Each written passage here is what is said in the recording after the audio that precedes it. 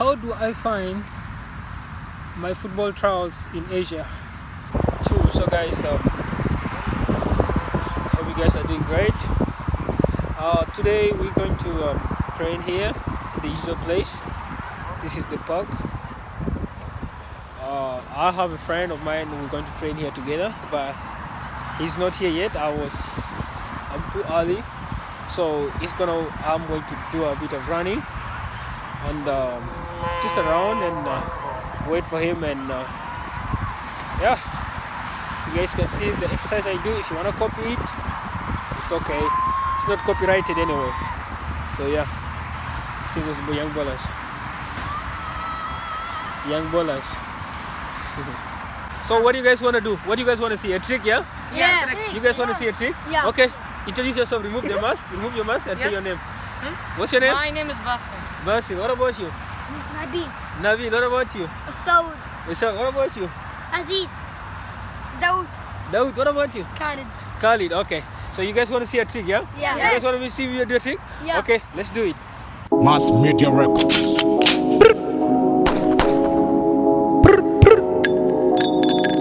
Bounce. Swipe bounce, nigga.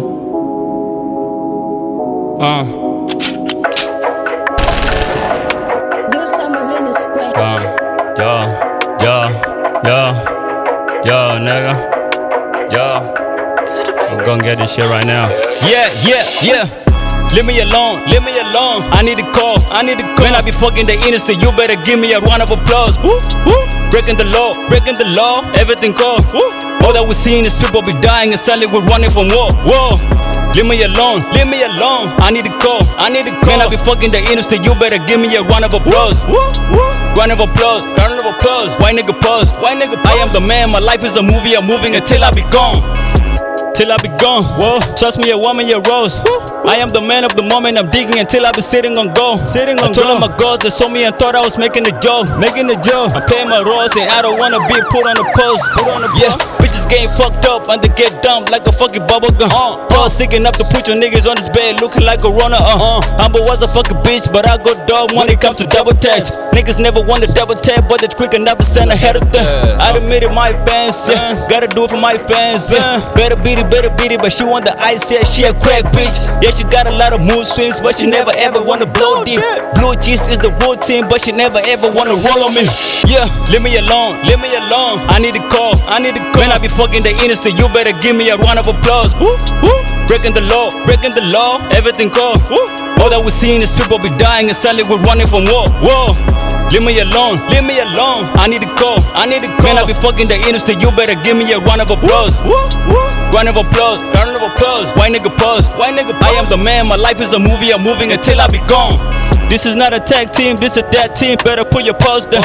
Had a couple fake bees and I had to put them in a fucking steakhouse. Seeming like an outcast, I'ma out-rap all your little feathers now. Always talking, put the pen aside, motherfucker, put the fucking blend down. I don't even write bars, I type fire on my fucking notepad. Ever seen a tall nigga do the rap game, call me Michael Blackson. Screaming like, nigga whoop his ass. Coming at you like I'm Ice Cube in the back, I be like, that's my dog. Small key with the low key, yeah, I'm floating with the pulse, nigga. Always holding on my clock, nigga. On the head of man, take a shot, nigga. I'm the neighborhood slime king, been a bitch over like that. Same bitch with them fake ass in the clap, shit be like that. Leave me alone. I need a call. When I be fucking the industry, you better give me a round of applause. Breaking the law, everything cold. All that we seeing is people be dying and sadly we're running from war. Leave me alone. I need a call. When I be fucking the industry, you better give me a round of applause. Round of applause. Why nigga pause? I am the man, my life is a movie, I'm moving until I be gone. Shut the fuck up, nigga. Put your pulse down, nigga. Down. Swipe bounce. Better go and trap more motherfucker on this guy. Get it.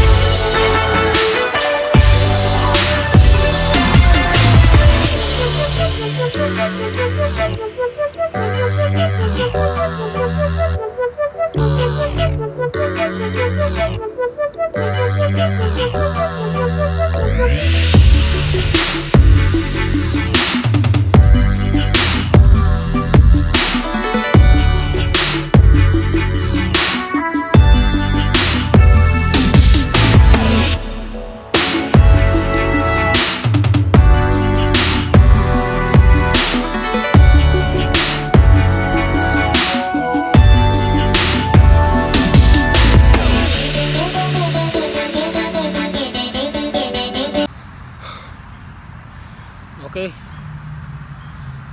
so we're done with the training. The very unfortunate, the guy was expecting to come and train with me, did not turn up. I think he was busy or something, that's why he did not turn up. So I had to do everything on my own without any equipment, and that was fine. So guys, how do I find my football trials in Asia?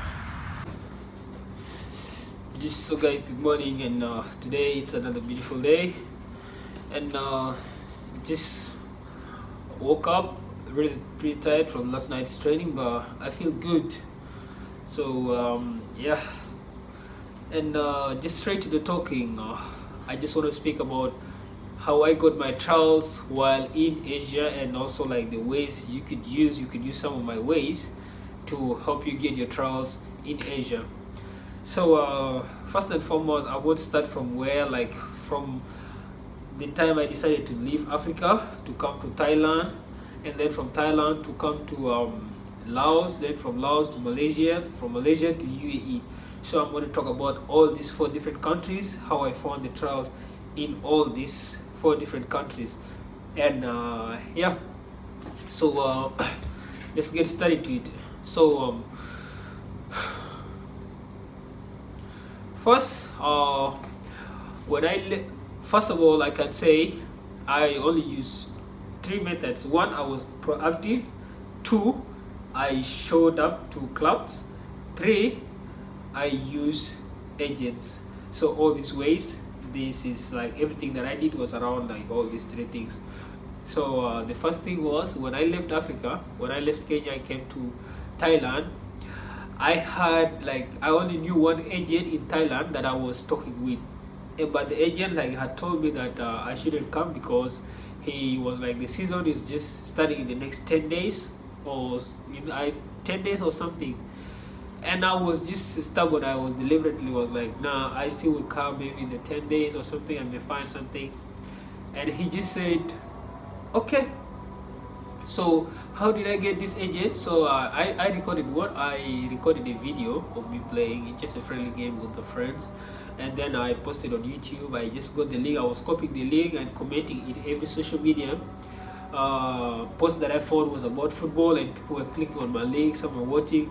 And one time this Brazilian guy reached out to me and he just asked about me. So I told him, yeah, I'm a footballer. We just had a casual talk. So he was like, okay.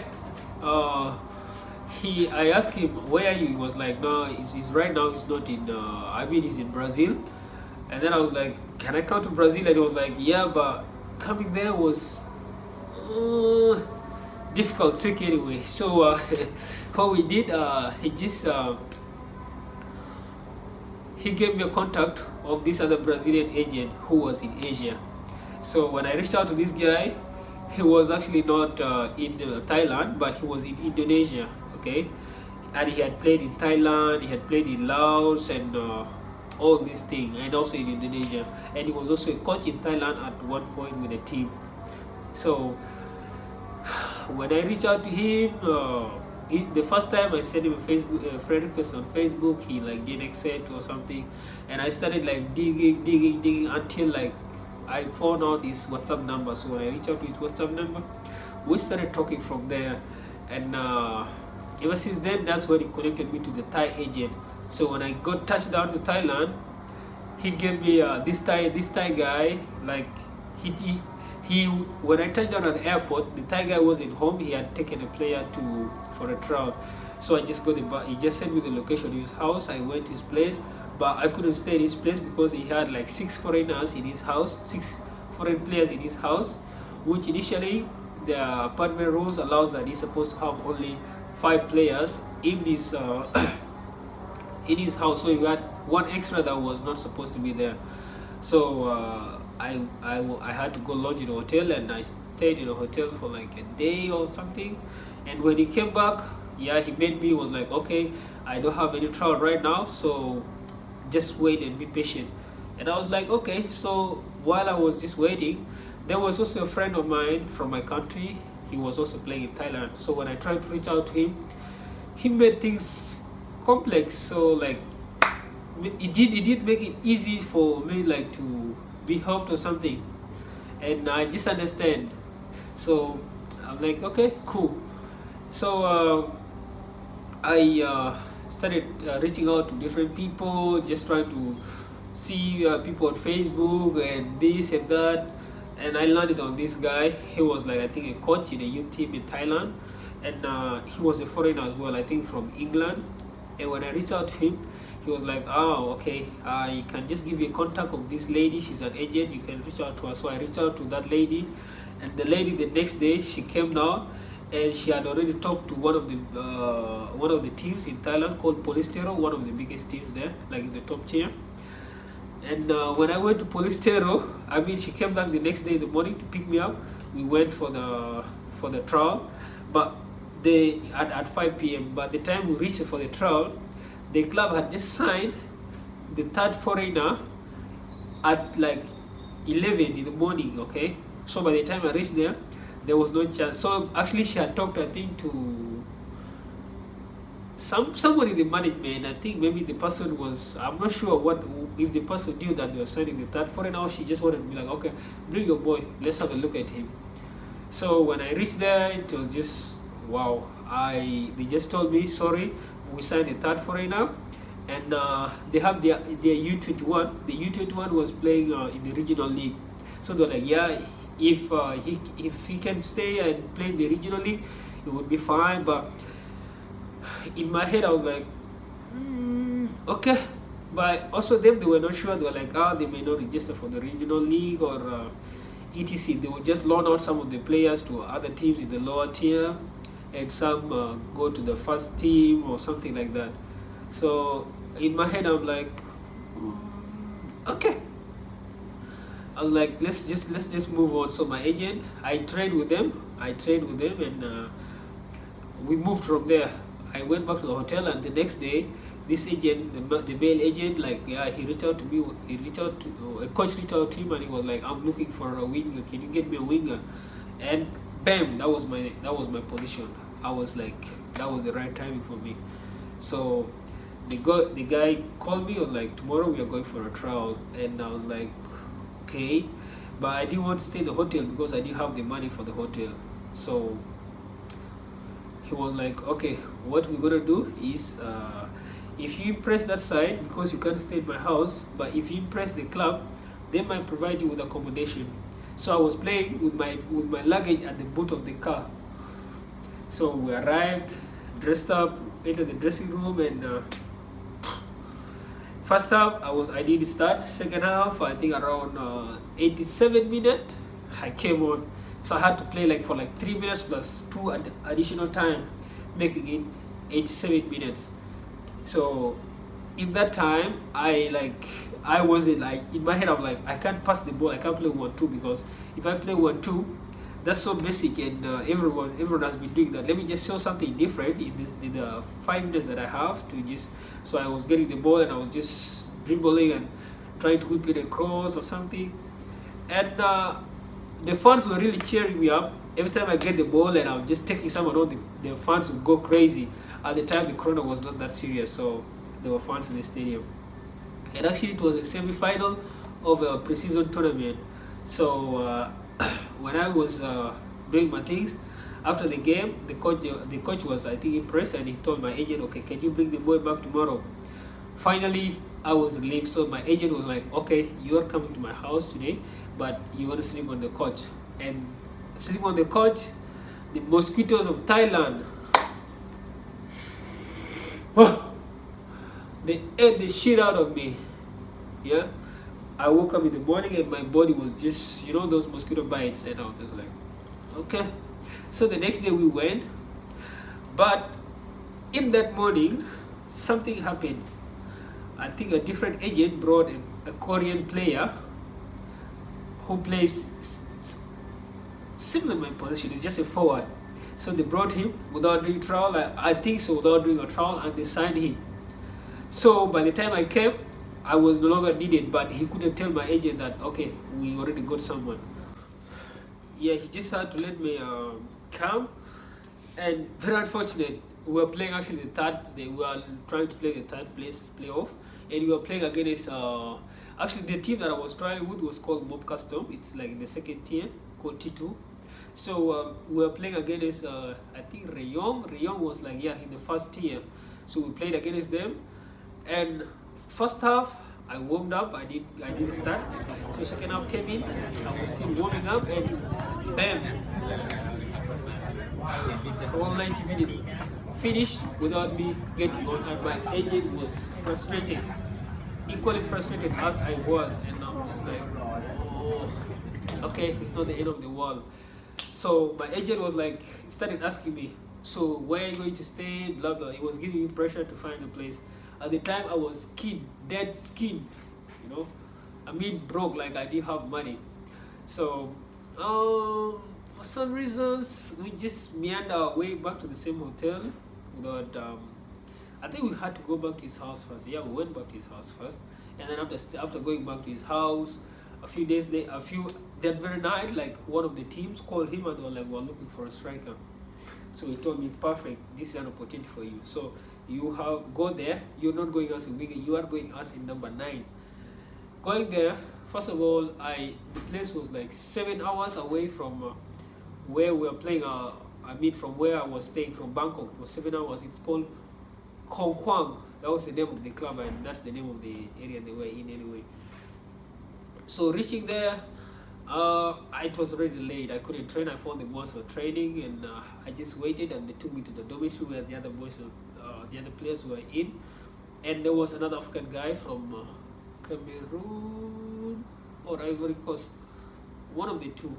So yeah, from Ivory Coast. It was called Didier, I think I remember his name. So we just stayed in the place. We just like sleeping on the floor, just one mattress, and you were sleeping on the floor, nothing there, and we had to feed ourselves. So yeah, very funny. The Cameroonian guy, I didn't have money, dead truth. My agent, the agent actually, the lady that dropped me at the bus station added on my transport fare. So this guy would just buy bread or whatever, and then we just eat together, bread and soda, and we were doing trial. The first day, bam, I banged in goals. I was killing it. Second day, but I was skinny because by the time I went when I was really skinny. When I left Africa, I was not this as I am now. So I was really skinny. So I went and this guy was just the one buying bread and we were eating or something. And first of all, I did have problem with food because I didn't have options. I was dead broke. I would eat anything that I would afford. So I was just, I was just there. So we played the first day. The second day transfer now is like speeding running like that. I think 4 days or 3 days left already to the end of the transfer. So the next day we had like a friendly match, 11v11, and I started the game. Still the African guy was with them previously, but for some reasons they did like give him a response, so the guy left. So same thing to me. By the time I came in, I was asking myself, okay, 2 days I'm back in goals, nobody's saying anything to me. I called my agent. I was like, yo, have these guys gotten back to you? And he's like, no, they haven't said anything. And in my head I'm like, these guys are trying to waste my time. And I could like have opportunities elsewhere. And this African guy, he was telling me, bro, these guys here, they have funny policies. They can decide to just delay you until the last day when you have no options, and they'll be like, oh, sorry, we can't sign you. It's like the first 2 days you've been playing, you score the goals. Call your agent and ask him what is the club saying about you. And this there were other local trialists who their agents were bringing, and they were talking to the coaches and blah blah blah. So it made things easier for them anyway. But for me, because my agent was like 6 hours away from where I was all on my own, and I didn't speak any Thai. And this African guy actually used to speak Thai, so he actually would hear the conversation we were talking. So he told me, like, these guys are saying you are not any different from locals, you are very skinny, that is the thing. So in my head, so he told me your chances of them taking you in are really slim. So it's just the best. If they want you, they should tell you now, or you just find a way out. And I'm like, okay. They were like, they want to make the decision after playing. The team actually was in the fourth tier. Was a fourth tier team in Thailand. So they were like, they would want to make a decision after playing a tier one team, and the tier one team were playing on the last day to the end of the transfer window. And in my head I'm like, nah, I can't. That's like risky for me. So I was just like, no, I can't do this. I packed my bags in the morning. I left. I went back to Bangkok. I told my agent, yeah, I'm coming because these guys are not saying anything. I'm scoring, but my friend is telling me that they say I'm like the other foreign. I'm like the other local players. So I don't think I can do this. I mean, I can't just stay here while I would be like having opportunities elsewhere. So I was like, okay. So I came, and he was like, okay, you can still the same story. You can stay in my place, get a place to stay. Nigga was dead broke, no money at all, no nothing. I'm like, okay. Figure out my way. Some of the players around just give me some few Thai bahts. That's the currency anyway. Some few cash. I got the taxi. Went to the city center. Inside the city center at it's called Khao San Road. Yeah, I went to Khao San Road, and at Khao San Road, because the hotels there are very cheap. Like, yeah. So moving to Khao San Road, I just had to launch in a hotel, and the next day. The first day I had money for the first day. The second day, hit the streets. So while I was just there, I was just being casual. At night, my agent rang me. He was like, "Hey, Sonny, where are you?" I told him I'm in Khao. He's like, "Okay, there is a club that saw you play on the other day, and they want to sign you." And I'm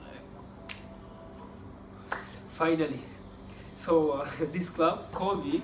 I mean, he was like, they're asking you to send me your release later from your former club in Africa. So I had to phone back Africa, calling my former club. I don't know. Guys were like, okay, because in my former club I was a free agent, like my contract with them was done. So the club was like, okay, we need you to give us something for us to give you the release. And I'm like, niggas, please, I'm done with you. I don't have contract with you. They're like, no, if that's how you're talking, you're not getting the later. I tried to just meander my way around, but I couldn't. Like the first day, and the transfer was closing the next day. The next day at 12 in the night. So the next day still I was reaching out to contact different people just to get the release later, but all in vain. At 9, at 10, my agent called me, was like, Sonny, the club say if you don't have the release later, we cannot sign you. I didn't know whether to cry or to do what. I just told him there's nothing I can do anymore, because these guys in Africa, they are not sending me my later. They are trying to demand for money, or they thought I was like signing a multi-million contract or whatever. Shame on them. And I missed out on the opportunity like that in Thailand, and the next day the transfer window, bam, shut down. So I was now in Thailand. I was thinking, okay, if I stay in Thailand here, there is nothing that's happening. First of all, I don't have accommodation, I don't have money for food and etc. And it means a no-go for me to play here. I have to wait until like the next 6 months for the transfer window to open. So I'm like, okay, let it just be at that. So what I did, I moved to Laos. I just got a bus ticket, and the good thing I would get the visa on arrival. So on the night I traveled, went to Laos, and on arrival in Laos, the first day, just trying to look for the closest stadium. I found this stadium, but the guys at the time at the stadium, there was like no football league in the country, was shut down, and I think they were preparing for some national team games or something like that. So I was like, okay, it was a no-go, but they said I think the league will open in 2 months or something. So I was just there. I found this African guy, 2 African guys, they were also players, similar situation like me. We just met in a hostel, and then we started just talking. They were also footballers. So they told me, they had this guy, he was playing, some Nigerian guy, he was playing in Laos, and he, of course, he has played there for a longer time, so he knows around the system with the clubs or something. So he was like, okay, you guys, I will be your agent. He's a player, but he's saying he wants to be our agent. So of course we just wanted an opportunity anyway. So like, okay, so one time he organized a friendly match, we went, we played, all went good. Came back the next day, and he was like, okay, did you ask for the drafts from Monday? No, he didn't ask for drafts. So we're just waiting for him. He was like, okay, I'll talk to these guys, they'll give me trials. And I was like, fine. So every day would call us, we go play futsal or something, and 11 aside, 9 aside, 7 aside, and then we come back. And one time, I just like reached out to the same Brazilian agent who connected me with the guy in Thailand. I reached out to him. He's like, I told him in Laos there's no football, and he was like, because the league has closed. So he was like, okay, I will give you the contact of this agent in Thailand, African agent in Thailand. I mean in Malaysia, African agent in Malaysia, but don't tell him I gave you the contact. I don't know why. For some reasons, he didn't want me to let this agent know that he recommended me. You know, so I think they had disputes in their work at some point. That's what I was thinking anyway. So I'm like, okay, cool. This guy, the next day I texted this guy. The guy was like, okay, what position do you play? Blah blah blah. My age, etc. I gave him all info. He's like, okay, you can calm down. So I booked the ticket, but I booked the ticket 1 week ahead, because in the middle here the ticket prices were like really crazy high, and I didn't have money for the ticket, so I just met some 2 friends, and for some reason they paid for my ticket, and I'm like, okay, cool. So yeah, I reached Malaysia. I think I arrived at 2 a.m. and I just had to get my bus I had to go to where the hotel was, the hotel that I booked. So I reached there the next day. He told me to turn up for to go meet him where he had taken a player for training. So I was not going to train anyway. I was just going to meet him, first time me and him meeting. And yeah, these guys were training, so I just handshake with him, introduced me to the coach, and he asked me if I'm ready to play the next day because this team they were having a game the next day. So I was like, yeah, I'm ready to play. So he said, okay. But he wanted to be sure of me, like the player is taking for the trial. So he's like, you know what, tomorrow in the morning, come for training with the African boys at 9 in the morning. So I just want to have a look at your level before I can take you to the trial. And I'm like, okay. Came down for the training with the African boys. Bam, I killed it. He was very happy. So he said, okay, go back to hotel, then come back later at 3:30 or 4, and meet me at this. The match is going to be at this location. Coming back to the hotel, nigga didn't have money for food. Nigga didn't have money for the car to take him for the for the trial match. And I was just there. But the good thing, I was in the backpackers, but I had one guy, I think from Denmark, or he was from Denmark. So this guy we're just having casual talk, and I told him, yo, I'm going for the game, but I don't have money for the car. Can you pay for me? And he was like, yeah, sure. You want me to come with you? I'm like, yeah, you can come with me if you want. So the guy paid for the both of us. We went for the game, and yeah. So because I trained in the morning, entering into the game, I started. But the first 15 minutes, I got like cramps in my legs, like I got hamstring, yeah. So I got injured already the first 15 minutes because I trained in the morning, and now this time coming to play high intensity game. We're playing, I think, the reserve team of a first year. I think at the time we were playing against Felder United. Felder United is U21, and the team I was playing for was third division team, was called Immigration. So first 15 minutes, my legs were dead, and from the 15 minutes to like the next to the 45th minute, like the end of first half, I wasn't like really doing anything because, and I was just scared to like just keep on, to tell them that I'm injured or something. But I made it worse actually by staying out, because the more I was staying out like to play, the more I was like being shitty, like I wasn't myself. I wasn't the player that the agent saw in the morning training. So I'm like, okay, came out first time. I didn't have to go back, because I'm like, okay, I can't do it anymore because my legs were dead. So, and I remember I was playing on an empty stomach. I trained in the morning, didn't eat anything, came back, played the game again. I didn't eat anything, so I was weak. And again, these guys, they were always saying, he's skinny, he's skinny. That was the excuse most teams were giving. I could be good, but they say I'm skinny. Like a center forward, they did it like somebody, giant center forward or something. And this agent was bringing also another player from his country, from Liberia. Very good guy, very good striker. So every time we would go together.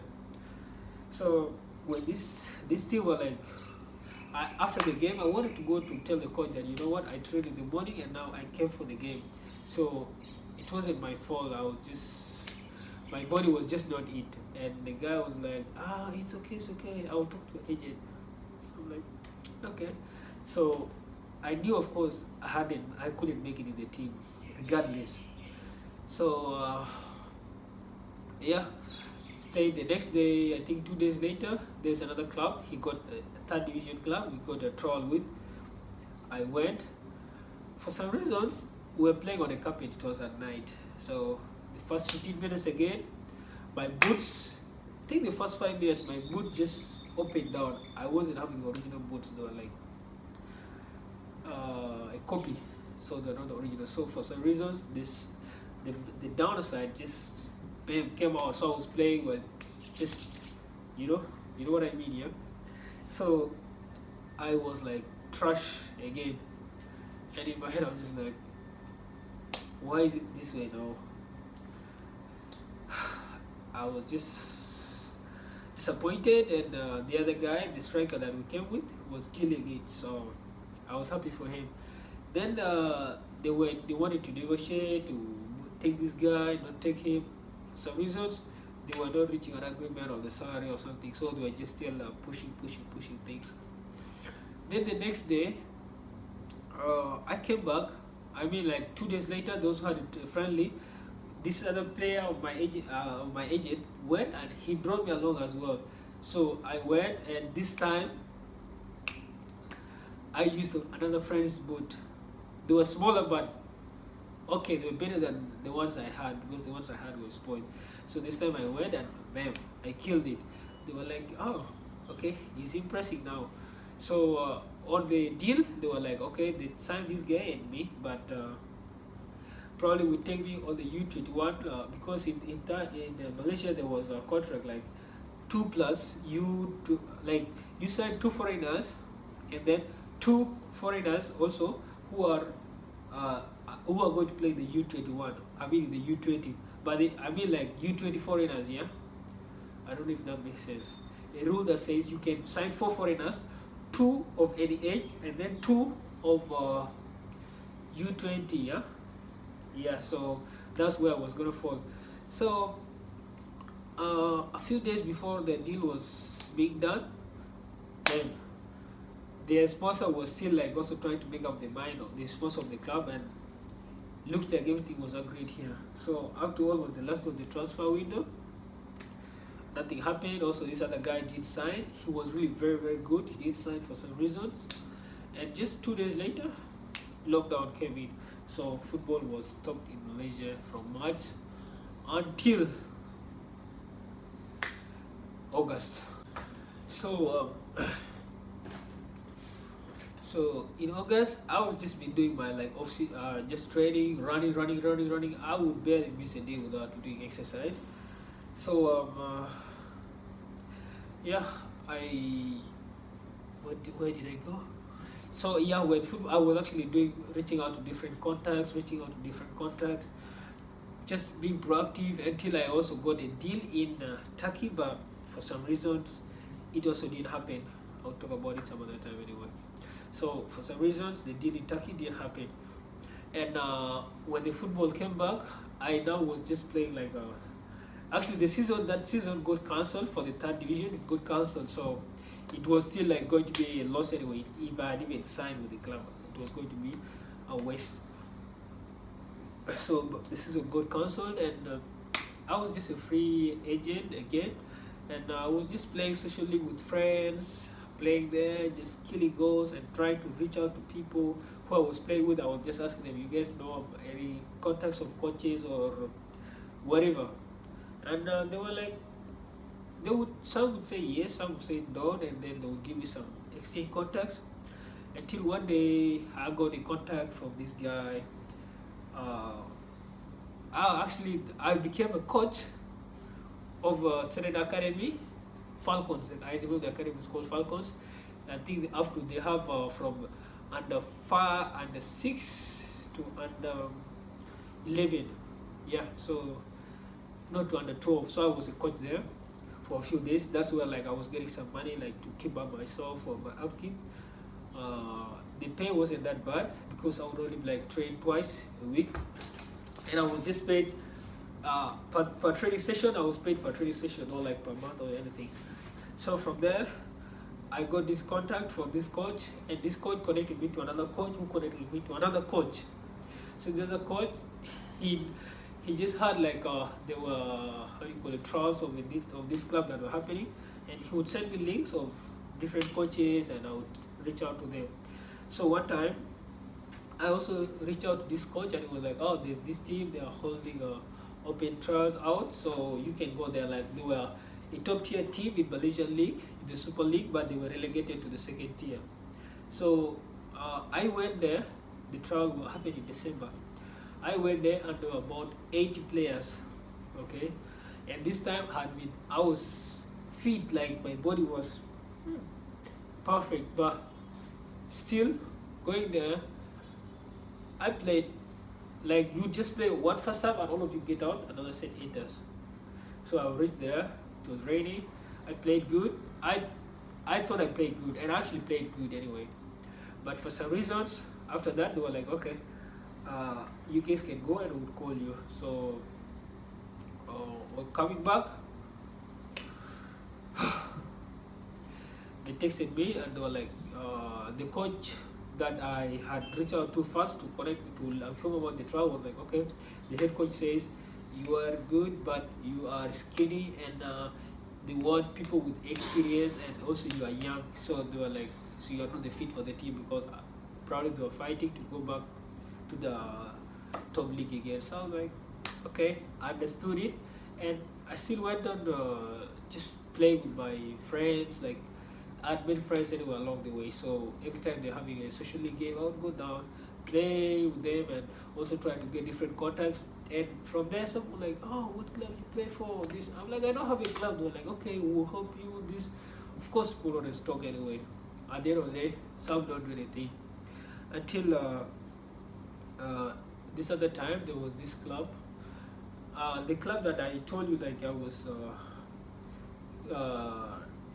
the academy I was training, there was a team that was in the top league that played there. So I just went and spoke to the coach, and the coach was like, okay, it's now pandemic, but the season is coming to an end. So what I will do, you will come at the end of the season. I mean, when we start the new season, you will come for trial, and then we'll see. So I was like, okay, look like I've secured the trial for next season with a top tier team. But I think at the time they were at the bottom of the table and they were being relegated. So I was like, okay.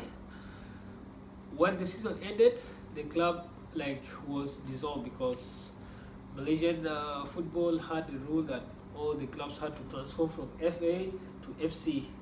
Okay, change of that kind of change, and also like because most of the clubs were owned by the states, or something, but now they want to privatize clubs because of salary problems and etc. So this club, for some reasons, it didn't continue, and it just shut down. So until yeah, so from there, I was also on Facebook reaching out to this club. There was this club called MNY. I just found them on Facebook. They were having trials, but at the time, that was like I was where there was no interstate allowed. Interstate crossing was not allowed. So I missed the first trial. And then a few months later, they were actually making selections for the players for the reserve league. And then a few months later, they now like had other trials for like the team that they wanted to register in the 3rd division. So I reached out to them. They were like, okay, you can come down. So I went down. There were, I think, about 200 trials. Yeah, not joking about that. 200 trials, and from all sorts. So we went there. This time I was like in my best shape. Everything was okay. So I went there, lodged myself in like a hostel. We're sharing just hostels where you share with different people. The first day, out of 100, I think they selected 64, and the Baltic mentioned 63 people. My name was not called, and as I was just walking back, I thought I did not make the cut the first day, and I actually killed it. I'm like, okay. So as I was going back, someone just tapped my back. They're like, they're calling you. The coach is calling. I'm like, okay. I went. The coach was like, did I call your name? I'm like, no, I didn't hear. But I was like, no, your name is here. Sorry, the list was long, so I think I skipped some names. I'm like, okay. And I was the only foreigner there at the time. So yeah. We came back the next day from 64. They reduced, I think, to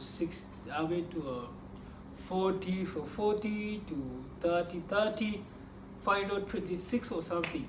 So I was still there in the final 26. So the next day, the club called me inside, and they were like, we're negotiating about the contract, how much salary, blah blah blah. And I did tell them that I had an agent, so I was doing everything on my own. So this time they were like, okay, salary, everything, all was agreed, but they were like, the coach wants to see you, because all this time we're just playing against ourselves, like the players that had come for trial. But they were like, okay, we are going to play a Super League team called Pahang, and from there the coach wants to see how you perform in a real match. So I'm like, okay, I was excited anyway to play against this big team. And actually, during the trial was like so big that they brought the TV people. I saw myself for the first time on the Malaysian television, because they were covering about the trial. It was like a big thing. So I saw myself on the TV station. I was happy. That's like some few seconds fame anyway. So yeah, And from there, for some reasons, the club was supposed to have a friendly with just cancelled because they were having a season and next 4 days. Their season starts in 4 or 5 days. So from there, the friendly match was just cut. And when the friendly match was cut, what did I have to do? I came back and the players, they were going for holidays the next day. So I was like, okay, I was asking the club, so am I signing or there's no decision? They were like, okay, you see, budget, not budget, the management is trying to, a lot of stories. And I'm just like, okay, I have to move on. Immediately that night, I had also like idea about this club that was holding trials in another place. It was like an hour, I think an hour 30 minutes away from within the same state. So I went there the next day in the morning. I arrived. I found like because this club, they also like another 200 trolleys, so they had to divide it into 2 shifts. The first shift, they went there the first day, and then the second shift the next day. So I had to come on the second shift. So I'm coming in on the second shift. I arrived and there were like 100 trials because the first 100 came yesterday and this time second 100. So I came here, still ruthless, just killing it again. The first day, the club was like, we want to sign you. Period. We want to sign you. And I'm like, okay. But they were like, okay. Yesterday's selection, we selected 20 and today we have selected 20. So we have 40 players and we just wanted to be in the camp with these players for the next 3 days. We want to see you guys, how you guys do. I'm like, okay. Still, I was just doing my things, just killing it. And from there, up till the last day, I mean the day before that, we had a friendly match with another team and I scored a penalty. And I think, yeah, it was a penalty that I scored. And then from there, we like, okay, came back and they were like, okay, we want to sign you, and this is whatever they said whatever they had to say anyway. Negotiation, blah blah blah. Everything finished from there. So all I just had to do, they were like, okay, now you can go back home, bring your luggage, and just start over from here. So I'm like, okay, went back home for 2 days, packed my bags, and came back. You see, so I was with them also for like. I was not having a club anyway, Kuala Kangsar Football Club. I had already signed with them officially in play of Kuala Kangsar. But a few months later, the Malaysian FA introduced a new rule: no foreigners allowed. So my contract had to be cancelled and I got released. So now the only thing I'm left to do in Malaysia was play in the top tier or the second tier, because top and the second tier there were foreigners allowed. So coming back, still I didn't have an agent that was working for me. The guy I had was just funny.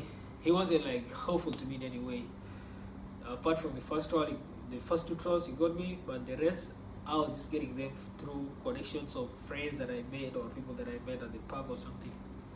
So again, I reached out to this other coach, and he was like, remember I told you the clubs were changing from FA to FC. So I knew the management for this club, PDRM, the first club that I went to, and they say I was skinny. So I went there. I talked to these guys like, yeah, we have left the management. The club has been taken by a different management, but I can talk to them and you go for a trial. I'm like, okay. So I went back. One of the coaches recognized me, was like, were you here in December? I'm like, yeah, I was here. He's like, okay. So you're back again? I'm like, yeah, I'm back again. He's like, okay, good luck. So they already had 3 foreigners, but they want to release 1 defender and bring in another one.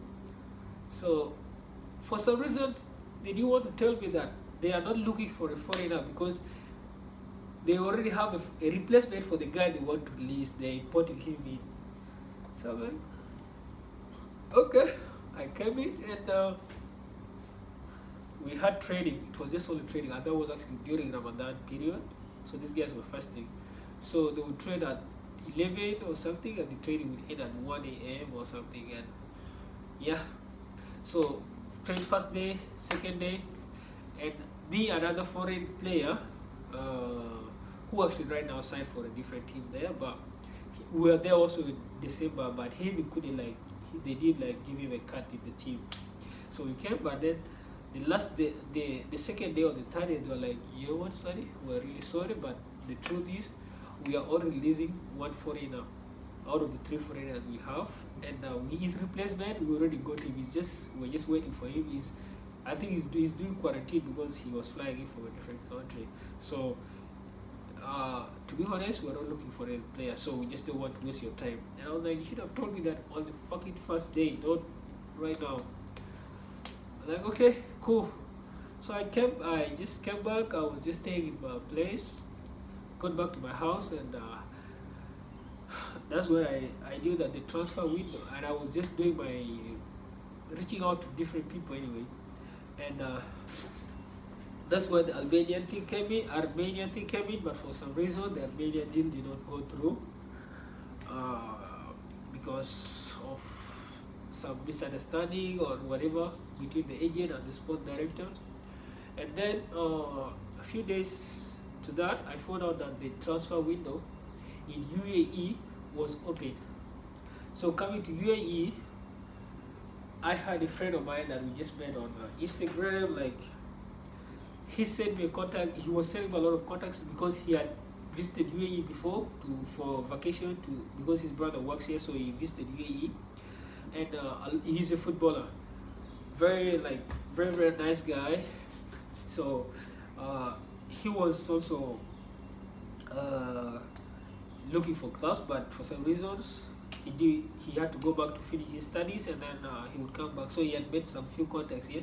So almost all the contacts that he made here, he would give them to me, and it was just up to me to reach out to these people. So when I came here, that's how I got my trial with the first division club, the 2 clubs that you guys know about that I've been on trial with. The one that said they already had a foreigner they wanted to sign, and then this other one. So that was it. And yeah, it was just through this friend who gave me his contacts that he knew, and I was using his contacts to, so yeah, that was just like how most of that happened. So yeah, so to sum it up, as you guys have seen, there were a lot of ups and downs, hopes just getting shut down and everything. And of course, obviously there's more to that, like how my life was in all this period, 1 year period of pandemic and etc. But that's like, probably I wouldn't talk about it now, maybe in the future or something. I can't promise that I will talk about it, but you never know. But yeah, so a lot of times I was getting these hopes that I was going to sign at a club, but for some reasons things just don't align, and then one bar falls and everything shuts. Or I'll go to clubs, but most of the things that I got from Asia, they were like, first the club would say I'm skinny, I'm young, or they need someone with experience because my profile isn't that big, so they wanted people with like a good profile.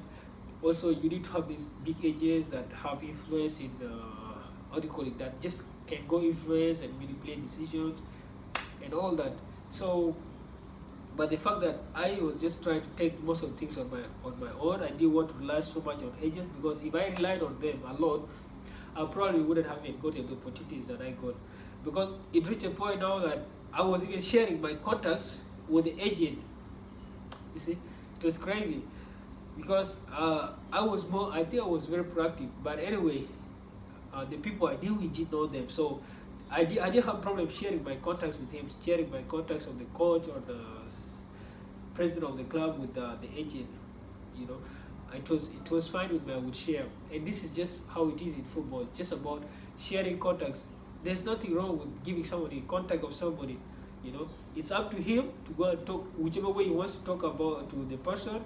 If he talks well and they have understanding, well and good for him.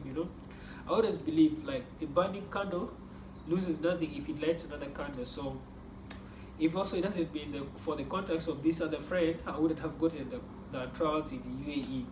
And probably now I'm looking forward, like, there are more trials that are also going to come up very soon. So basically, you can see it's all about just networking with people, and also do your own homework, like trying to reach out when you go for a friendly game or something. Just try to interact with people. Maybe they know certain people that might help you in a way, you know.